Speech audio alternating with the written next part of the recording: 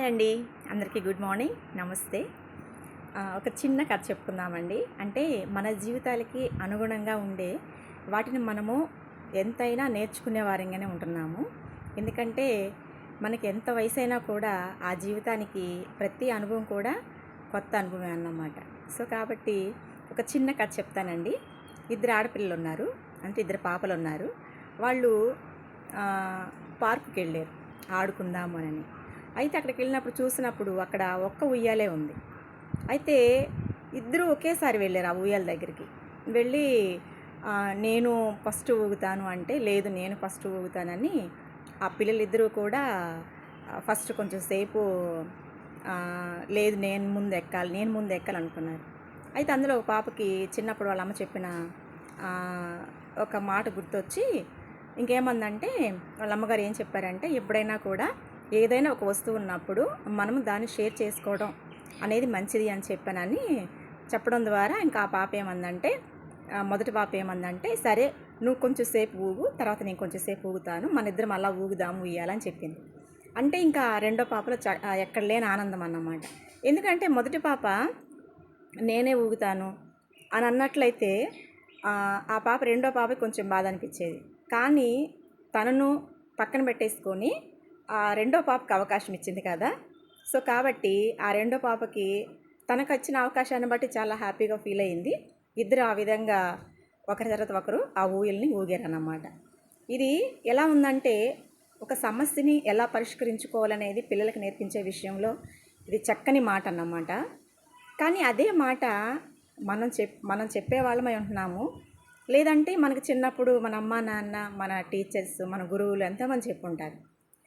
అదే మరి మెథడ్ని మనం పెద్ద అయిన తర్వాత ఎందుకు పాటించలేకపోతున్నాం అనేది నాకు చిన్న ప్రశ్న వచ్చింది. అంటే మన తోటి కొలీగ్స్ ఒక చోట ఉద్యోగం చేసే దగ్గర కానీ, ఫ్రెండ్స్ కానీ, లేకపోతే ఇంట్లో తోడుకోడళ్ళు కానీ, అక్క చెల్లెలు కానీ, అన్నదమ్ములు కానీ, మరి ఆడవారైనా మగవారైనా ఫ్రెండ్స్ కానీ, మరి భార్యాభర్తలు కానీ, ఎలా అంటే నేను ఎక్కువ అనుకునే స్థాయికి వెళ్ళిపోయి ఈగోలు పెంచేసుకొని మరి దూరం అయిపోయే పరిస్థితులు, సమస్యలు కొని తెచ్చుకునే పరిస్థితులు ఎక్కువగా ఉంటున్నాయి. మనం ప్రతి విషయం చూసినప్పుడు చిన్నప్పుడు చదువుకున్న చదువుకి అంటే అది చేయకూడదు, ఇది చేయకూడదు, అలా ఉండాలి, ఇలా ఉండాలి అన్నదానికి పెద్దవారైన తర్వాత మనము ఏం చేస్తున్నాము, అలాగే చేస్తున్నామా ఖచ్చితంగా అంటే ఖచ్చితంగా అయితే కాదండి. అది ఎవరైనా కానీ నేను అలాగే చేస్తున్నానంటే అది శుద్ధ తప్పు. ఎందుకంటే చిన్నప్పుడు మనము నేర్చుకున్న నీతి పాఠాలు పెద్ద అయిన తర్వాత మన లైఫ్లో మనం జాబ్ చేసేటప్పుడు కానీ మన పక్కనే మన తోటి కొలీగ్సే ఉంటారు, గుంట నక్కల్లాగా. సో కాబట్టి మనతో బాగానే ఉంటారు, మన వెనక గోతులు తీస్తూ ఉంటారు. అది మనం తెలుసుకోక ఏం చేస్తామంటే ఎలా అంటే శకుని అన్నమాట. శకుని కూడా కౌరవుల దగ్గర ఉన్నాడు, వారి పతనాన్ని కోరుకున్నాడు. అతను చేసిన దాంట్లో ఒక న్యాయం ఉంది. ఎందుకంటే తన కుటుంబాన్ని కౌరవులు పాడు చేశారు కాబట్టే తన ప్రతీకారం తీర్చుకున్నాడు. కానీ ఇక్కడ మన తోటి సహోదరి ఉద్యోగస్తులు, అది పురుషులైనా కావచ్చు, స్త్రీలైనా కావచ్చు, ఎలా ఉంటారంటే మనతో బాగానే ఉంటారు, మన గురించి మరి వెనక అంటే ఎక్కడ విషం చల్లాలో అక్కడ చల్లేస్తారన్నమాట. సో కాబట్టి వాళ్ళు ఎదిగేవాడిని ఎదగనివ్వరు. చేతనైతే ఆ పాప మొదటి పాప ఏ విధంగా నువ్వే ఫస్ట్ ఊగు నేను తర్వాత ఉయ్యాలు ఊగుతానని చెప్పిన విధంగా మనం ఎవరైతే ఎదుగుతున్న వారిని మనము వాళ్ళకి కొంచెం సపోర్ట్ ఇచ్చి, నువ్వు చాలా బాగా చేసేవి ఈ పని నువ్వు అని చెప్పిన మనం ఒక చిన్న మాట ఇచ్చినట్టయితే వాళ్ళు ఎక్కడ లేని ఆనందం పొందుతారు. ప్లస్ ఇంకోటి ఏంటంటే వాళ్ళకున్న నైపుణ్యాన్ని వాళ్ళు ఇంకెక్కువగా మెరుగుపరుచుకుంటారు. సో కాబట్టి వాళ్ళకి పేరు వస్తుంది కదా అని చెప్పనని మనము వాళ్ళని చెడ్డగా చేయొచ్చు, ఈరోజు చిత్రీకరించవచ్చు. కానీ వాళ్ళకున్న కష్టము, వాళ్ళ పడే కష్టము మరి వాళ్ళని ఎక్కడికో తీసుకెళ్తుంది. మనం ఇక్కడ ఫాల్స్ చేయొచ్చు, కానీ దేవుడి దగ్గర ట్రూ అవుతుంది అన్నమాట. సో కాబట్టి ఈ ఈగో అనేది పక్కన పెట్టేసుకుంటే, ఒక చిన్న సారీ అనేది మనం చెప్పుకోగలిగితే మనము ఎదిగే కొంది పెద్దవారమే కానీ చిన్నవారం కాదు. సో కాబట్టి మనలో పెరిగే కొంది పరిపక్వత రావాలి, అంతేగాని మనము చిన్నపిల్లల్లా చేయకూడదన్నమాట. మనకి ఇప్పటికీ కూడా నక్క అనే పేరు వింటే మనకి ఒకలాంటి మంచి వైబ్రేషన్ రాదన్నమాట. ఎందుకు ఒక చిన్న కుందేలు పిల్లో, ఒక పావురము అంటే మన మన హృదయంలో ఎక్కడ లేని ఒక ఒక పవిత్రమైన భావం కలుగుతుంది.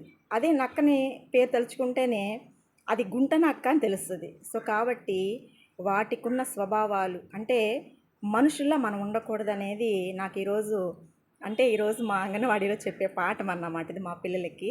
సో కాబట్టి దాని నుంచి కూడా మనం ఎంతో కొంత నేర్చుకోవాలి కదండి. సో కాబట్టి ఈగోలు తీసేసుకొని మన ఫ్రెండ్ పాస్ అయితే ఎక్కువ మార్కులు వస్తే ఇంకా పుషప్ చేయండి, వాళ్ళని ఇంకా ఎంకరేజ్ చేయండి. చేతనైతే వాళ్ళు చదివే స్థాయికి, వాళ్ళకి మించిన స్థాయికి మీరు ఎదగండి, అందులో తప్పే లేదు. ఎందుకంటే పోటీ ఉండాలి, కానీ వెన్నుపోటు పొడిచి పోటీ తత్వం అనేది ఉండకూడదన్నమాట. సో కాబట్టి సొసైటీ పొల్యూషన్ కాకుండా, రేపు రాబోయే మనతరం పొల్యూషన్ కాకుండా ఉండాలంటే మనం ఏం చేయాలి? పెద్దతరగా వ్యవహరించాలి. మనతోటి కొలీగ్స్ని ఏమైనా కొంచెం మంచి పొజిషన్లో ఉన్నప్పుడు, ఎవరన్నా పొగిడినప్పుడు మన పై ఆఫీసరు, నువ్వు ఇంకా బాగా చేస్తున్నావు, నువ్వు ఇంకా మంచి ఉన్నత స్థాయికి వెళ్ళాలి అని చెప్పనని మనం వాళ్ళని ఎంకరేజ్ చేయాలి. అప్పుడు ఏంటంటే నాకు నా తోటి కొలీగ్స్ ఉన్నారు సపోర్ట్ అనని, ఒక్కోసారి కష్ట సమయంలో కూడా వాళ్ళ బాధను మీతో పంచుకుంటారు. కానీ మీరే పక్క నుండి తోడేళ్ళలా ఉన్నారని తెలిస్తే ఎప్పటికీ కూడా మీకు దూరంగానే ఉంటారు. దగ్గరగానే ఉండొచ్చు, పక్కనే ఉండొచ్చు, కానీ మీ హృదయాలు ఎప్పటికీ కూడా దూరంగానే ఉంటాయి. సో కాబట్టి దయచేసి మనం ఇంకా చిన్నపిల్లలం కాదని తెలుసుకొని ముందుకి రాబోయే తరానికి మనము మంచి పాఠాలుగా ఉండాలి. అంతేకాని మన పేరు చెప్తేనే వద్దురా అన్నట్టు ఉండకూడదు అన్నమాట. సో కాబట్టి మనము పెద్దలంగానే ఉండాలి, మన చిన్నపిల్లలకి రాబోయే తరానికి మన పెద్ద తరహాని చూపించుకోవాలి. ఓకే అండి, థ్యాంక్ యూ సో మచ్.